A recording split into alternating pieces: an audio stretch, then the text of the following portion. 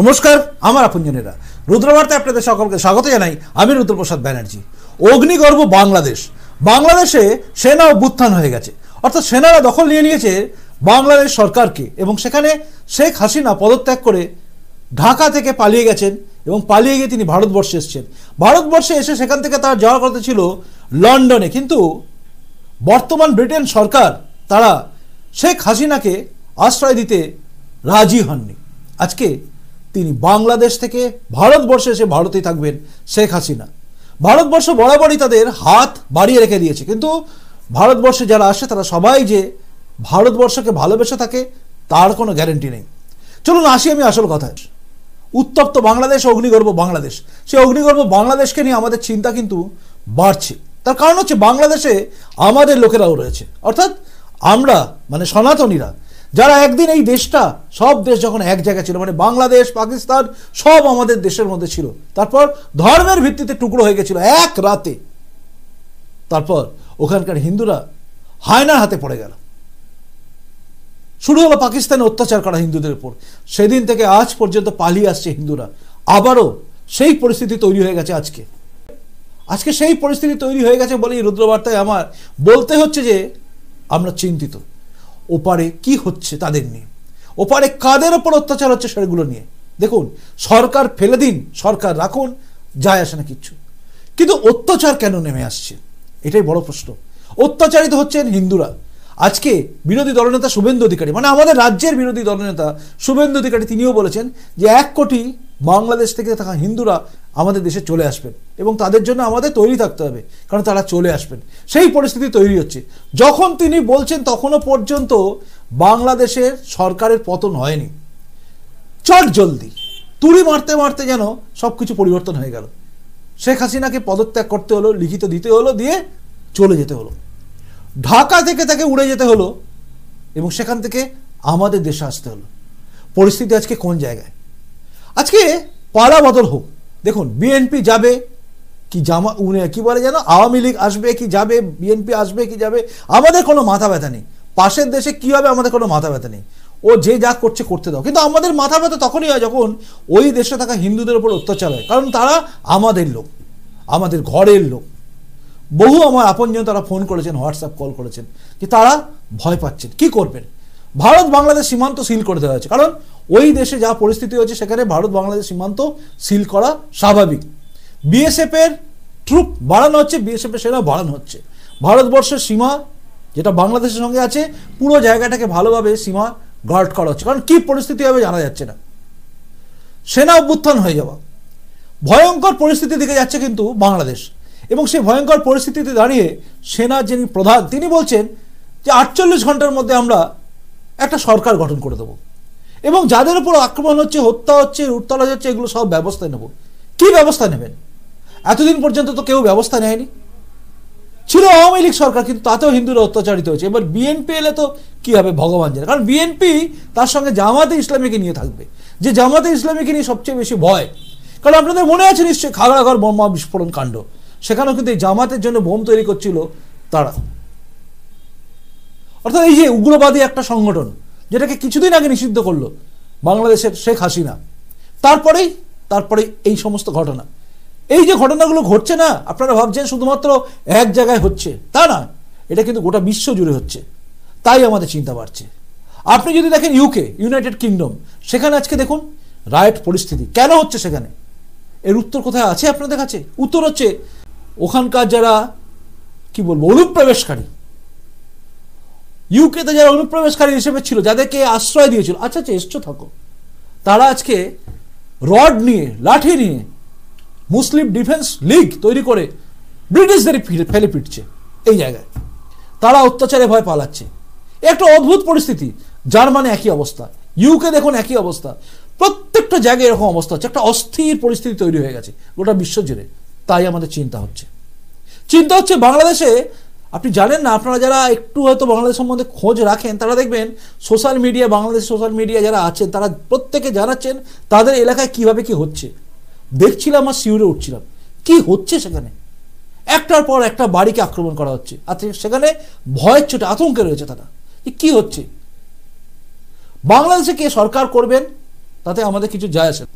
খুব সুন্দর বলেছেন এই রাজ্যের মুখ্যমন্ত্রী মমতা ব্যানার্জি।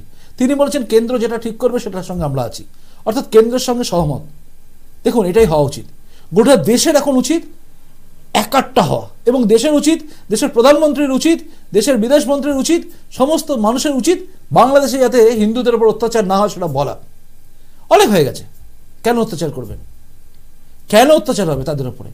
রাজনৈতিক পালাবদল হবে কি হবে না তাদের ব্যাপার, কিন্তু হিন্দুদের উপর অত্যাচার কেন? শুধুমাত্র বেছে বেছে হিন্দুদের উপর টার্গেট করা হচ্ছে বাংলাদেশে। এটা যখন আমরা দেখছি না, বুকের ভেতরটা ঢিপ ঢিপ করছে। কারণ ওখানে তো বহু লোক আছে। আজকে ভারতবর্ষের বুকে পশ্চিমবঙ্গে বহু বাঙালি আছেন যারা বাংলাদেশ থেকে এসছেন। লতায় পাতায় তাদের আত্মীয় ছড়িয়ে আছে, কারণ এই দেশটা তো একই ছিল। আজকে নয় বাঙাল বাচ্চা, ঘটি বাচ্চা এসব হচ্ছে, কিন্তু অ্যাকচুয়ালি তো সবাই এক ছিল। শুধুমাত্র ধর্মীয় কারণে টুকরো হয়ে গেল এক রাতে। মোহনদাস করমচাঁদ গান্ধী বেঁচে থাকাকালীন, কারণ তিনি বলেছিলেন দেশ টুকরো হলে আমার মৃতদেহের ওপর দিয়ে হবে। বল তবিয়েতে ছাগলের দুধ খেয়ে তিনি বেঁচে রইলেন, দেশটা টুকরো হয়ে গেল। একদিকে মোহাম্মদ আলী জিন্না পেয়ে গেল, তার পেয়ারের লোক, আর একদিকে জওয়াহরলাল নেহরু, তার পেয়ারের লোক। দুজন পেয়ারের লোক পেয়ে গেল। আর আমাদের হিন্দুরা যারা বাংলাদেশে রয়েছে তারা আজকে হরিণ শিশু যেরকম হায়নার হাতে পড়ে যায় সেই জায়গায় চলে গেছে। তাই রোজ আমাদের চিন্তা হয় ওখানে তাদের কি হচ্ছে, কিভাবে আছে তারা। দেখছিলাম সোশ্যাল মিডিয়া অনেকে লিখছে আবার, তোদের চিন্তা করতে হবে না, আমরা আমাদের সংখ্যালঘুদের বুঝে নেব। বুঝে নিবি কি? বুঝে নিবি কি? গাজায় বোম পড়লে রাস্তায় নেমে তোরা প্রতিবাদ করিস, ফিলিস্তিনকে বয়কট করতে, কি বলে, ইসরায়েলকে বয়কট করতে, ইসরায়েলি পণ্য বয়কট করতে হবে, আর ওই দেশে আমাদের হিন্দুদের উপর অত্যাচার করলে আমাদের বুকে লাগবে না? চিন্তা হবে না? ক্ষমতা দখল নিচ্ছিস নে, কিন্তু কেন অত্যাচার করবি তোরা? এই প্রশ্নটা আসে। অত্যাচার বন্ধ হোক। যেভাবে মমতা বন্দ্যোপাধ্যায় আবেদন করছেন কেন্দ্র সরকারের কাছে, তার সাথে আছে একইভাবে আমরা আবেদন করছি। সবার উচিত কেন্দ্র সরকারের একদম অবিলম্বে পদক্ষেপ নেওয়া, যাতে সেখানে কোনো হিন্দুদের উপর অত্যাচার না হয়। বর্ডার সিল করা আছে, বর্ডার দিয়ে তারা কেউ আসতে পারবে না, মানে বিপদে বাইরে বেরোতে পারবেন না। অবস্থাটা যদি আপনি একটু চিন্তা করেন না, আমি আপনাকে বলে দিচ্ছি, বাড়িতে আপনার আগুন লেগেছে কিন্তু দরজাটা কেউ বাইরে থেকে লক করে দিয়েছে, আপনি যে অবস্থায় যাবেন ঠিক সেই অবস্থায় যাবেন। সেই অবস্থায় রয়েছে বাংলাদেশের হিন্দুরা। তারা ভাবতেই পারছে না, ভেবে পাচ্ছে না যে কি হবে। আমরা এখানে সেফ আছি, আমরা ভালো আছি, আমরা সবাই ঠিক আছি, কিন্তু ওখানে কি হচ্ছে? এক অদ্ভুত পরিস্থিতি। আর এই পরিস্থিতির দিকে আমাদের নজর রাখতে হচ্ছে। অনেকেই বলছেন, মুখ্যমন্ত্রীও বলেছেন, আপনারা এমন কোনো পোস্ট করবেন না যেখানে গিয়ে কোনো কিছু গন্ডগোল এই দেশে হয়। হবে না এই দেশে। এই দেশে কেন হতে যাবে? আসলে আমাদের চিন্তা তো ওই দেশকে নিয়ে। ওই দেশে আমাদের হিন্দুদের উপর অত্যাচার হলে আমাদের চিন্তা হবেই। আর এটা আমার কর্তব্য, আমার দেশের, আমার ধর্মের, এই দুটোতেই আমার দেখার অধিকার আছে। আমার প্রথমত সবার আগে আমার দেশ, সেই দেশকে বাঁচানোর জন্য জান প্রাণ সব আমাদের এগিয়ে আছে, হাজির আমরা, তার মন ধন দিতে পারি। তারপরে তো আমাদের ধর্ম। তাই আমার ধর্মের লোকেরা অন্য জায়গায় অত্যাচারিত হলে আমরা বলবোই, বারবার বলবো। আর এটা বন্ধ করা উচিত। কেন অত্যাচার হবে? দেখছিলাম বহু ভিডিওগুলো দেখলে অবাক হয়ে যাচ্ছি আমরা। একজন মেয়ের আর্তনাদ, কাঁদছে, বাঁচাও বাঁচাও বাঁচাও করে। আরো প্রচুর ভিডিও, যে ভিডিওগুলো দিলে পারে সোশ্যাল মিডিয়াতে একটা ভয়ানক জায়গা তৈরি হয়ে যাবে। তাই দিচ্ছি না, আমি দিচ্ছি না, আমি শোনাতে চাইছি না আর্তনাদগুলো। কি হবে শুনিয়ে? কি হবে শুনিয়ে? বহুদিন আগে থেকে আমি বলে আসছি যে বাংলাদেশে যা হচ্ছে এগুলো নিয়ে আমাদের ভাবা উচিত। কারণ ভারতবর্ষ, বাংলাদেশটা যদি একবার এই যে হয়ে গেছে, মোটামুটি দখল নিয়ে নিয়েছে, এই জামায়াতে ইসলামী বলুন বা এরা যারা আছে, এরা কাঠ মোল্লা, এরা হচ্ছে ধর্মান্ধ, এরা কিচ্ছু বোঝে না। বলে মূর্তি ভাঙা আমাদের রক্তে, শিরায় আছে মুক্তি ভাঙা, কি যেন বলে, শিরায় শিরায় মূর্তি ভাঙা রক্ত শিরায় বয়। এই যারা বলে তারা তো অলরেডি মুজিবুর রহমানের মূর্তিও ভাঙতে শুরু করে দিয়েছে। ভাবুন একবার, যে দেশটা স্বাধীন হলো মুজিবুর রহমানের হাত ধরে, বঙ্গবন্ধু, তার মূর্তি ভেঙে দিচ্ছে। কারণ মূর্তি ভাঙার দিন না কি বলে পাস, সেসব আছে ওর মধ্যে। তো তারা এখন ক্ষমতার জায়গায় আছে। একটা পুচকে মার্কা, মেটে মার্কা একটা ছেলে আছে না, তো সে দেখবেন এখন মাথায় উঠে যাবে। তারা এখন মাথায় থাকবে যে হিন্দু মূর্তি ভাঙো, হিন্দুদের ভাঙো, হিন্দুদের মারো, এই কথা বলে তারা। তারা আজকে ওই দেশে ক্ষমতা নিচ্ছে। মানে কোন জায়গায় আছি আমরা ভাবুন। খুব চিন্তায় আছি আমরা, তার কারণ হচ্ছে ওই দেশের জন্য চিন্তায় আছি। ওই দেশে হিন্দুদের জন্য আমাদের চিন্তা হওয়া উচিত, আপনারা হওয়া উচিত। যদি মনে করেন আপনার কোনো চিন্তা নেই, তাহলে বুঝতে হবে আপনার কোনো ধর্ম সম্বন্ধে টানও নেই। টান থাকা দরকার আছে। আমি কখনো বলি না যে প্যালেস্টাইনে ওখানে হয়েছে বলে, এখানে রাস্তায় নেমেছে বলে তাদের জন্য প্রতিবাদ করছে, আমি কোনোদিন বলি না। হতেই পারে গাজাতে তাদের মনে হয়েছে আমার ধর্মের লোকেরা ওখানে আক্রান্ত হয়েছে, আমি এখানে রাস্তায় নেমেছি। ঠিক একইভাবে আমাদেরও উচিত ভাবা, ওখানে আমাদের হিন্দুদের উপর আক্রমণ হলে আমাদের নামা উচিত। এটাই তো একটা সম্পর্ক, আমরা তো ভাই সবাই, তো সেই ভাইয়ের সম্পর্ক রাখতে হবে আমাদের। আমার ভাইয়ের রক্ত রাঙানো আজকের পর থেকে এই বাংলাদেশে এই যে আছে না, কি বলে জানো, আরে ওসব নামও ভুলে যাই, ওই 21শে ফেব্রুয়ারি, এসব করবেন না। একদিকে মূর্তি ভাঙবেন আর একদিকে 21শে ফেব্রুয়ারি করবেন, এসব বন্ধ করে দিন। এসব লোক দেখানো, ভাষা দিবস, অমুক দিবস বন্ধ করে দিন, কিচ্ছু দরকার নেই আপনাদের করা। কারণ সেই জায়গায় তো যাচ্ছে, এক তো হচ্ছে বাংলাদেশে এখন নাস্তা গোসল এই কথাগুলো এসে গেছে, এটা বাংলাদেশের কথা নয়, এটা বাংলা কথাই নয়, সেগুলো এখন ওখানে চলে। এবারে বঙ্গবন্ধু মুজিবুর রহমানের মূর্তি ভেঙে দেওয়া হয়েছে, মাথায় হাতুড়ি মারছে, মানে চিন্তা করুন, যে দেশটাকে স্বাধীন করলো তারই মাথায় মেয়ে মারছে। হাসিনা পালিয়ে পালিয়ে বেড়াচ্ছে, বাংলাদেশ থেকে বেরিয়েছে, লন্ডনে যাবে ভেবেছিলেন, বেচারা কাঁচকলা, লন্ডন তাকে রাখছে না, কেউ রাখবে না, এই জায়গায় আছে। কারণ লন্ডন তো নিজে জ্বলছে, ও আর কাকে রাখবে, ভাবছে ওকে যদি নিয়ে এলে আবার এখানে আগুন জ্বলে, বাবা ওকে রাখবো না। ফুটবল করে দিয়েছে এরা, মৌলবাদীর হাতে এরা কাঠের পুতুল হয়ে যাচ্ছে সবাই। যেখানে যেখানে মৌলবাদীর সঙ্গে সমঝোতা করা হয়েছে, হাসিনা আজকে লাতিটাকে এখানে চলে এলো, তার কারণ হচ্ছে একই কেস, মৌলবাদীদের সঙ্গে সমঝোতা করার চলা, ব্যাস শেষ।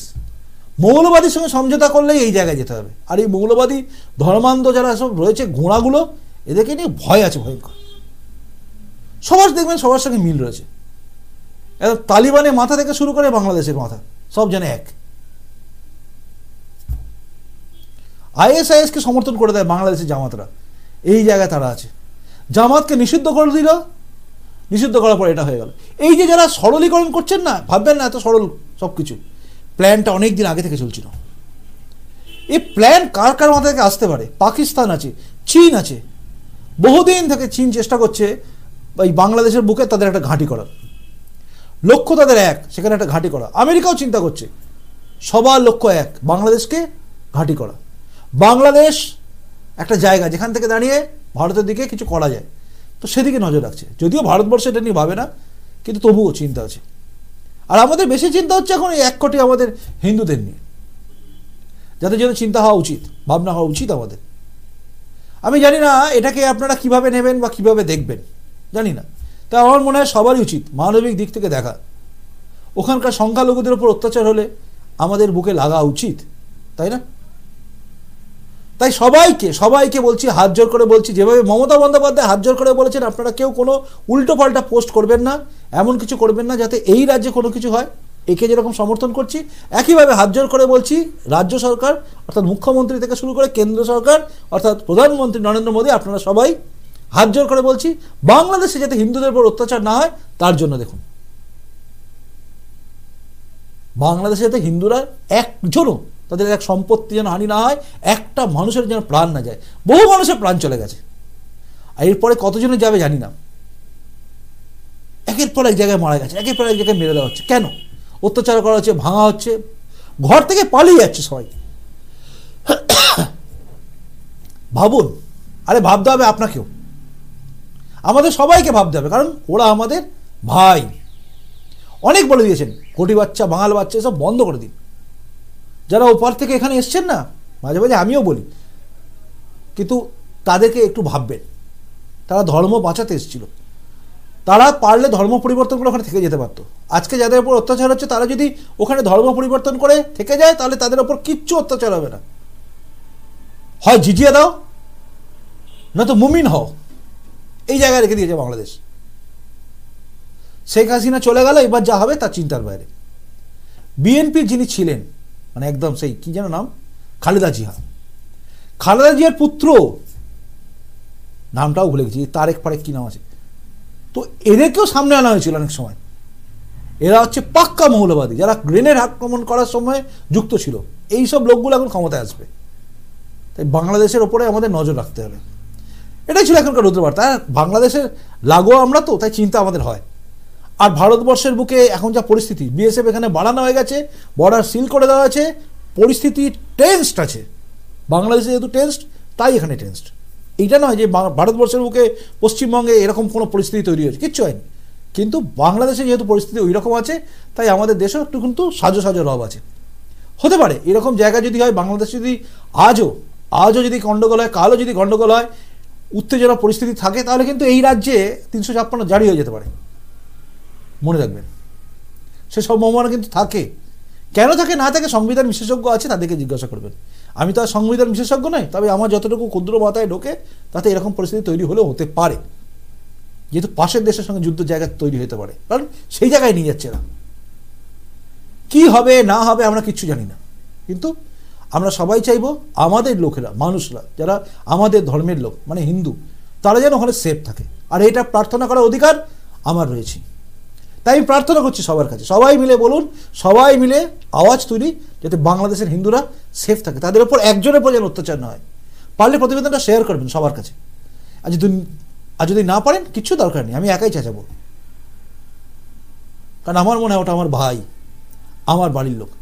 ওখানে যদি কারোর ওপর আক্রমণ হয়, সেই বাড়ির মহিলাটি আমার বোন, আমার মা, আমার দিদি, এটা আমি ভাবছি। তাই আমার কষ্ট হচ্ছে, আমার বুকে লাগছে, তাই বুকের জ্বালা থেকে আজকের এই প্রতিবেদন করলাম। জানি না আপনারা কীভাবে নেবেন। ভালো থাকুন। আর একটা কথা বলি, শেষ কথা বলি, সেটা হচ্ছে যারা অত্যাচারিত হয়ে ভাবছেন এই দেশে আসবো কি আসবো না, আপনাদের জন্য কিন্তু বিরোধী দলনেতা বলেই দিয়েছেন, আপনাদের জন্য কিন্তু একটা বিরোধী দলনেতা একটা অদ্ভুত বার্তা দিয়েছেন, সেটা হচ্ছে আমরা তৈরি। এই সরকার সিএ করেছে এই জন্যই যাতে আপনারা আসেন, নাগরিকত্ব পান, কারণ আপনারা ধর্মীয় কারণে ওই দেশ থেকে বিতাড়িত হবেন। বাস, আর কিছু না। ভালো থাকুন, আসি এখনকার মতো। দেখা হচ্ছে পরের রুদ্রবার্তায়। নমস্কার, বন্দে মাতরম, ভারত মাতা জয় হোক, জয় হিন্দ।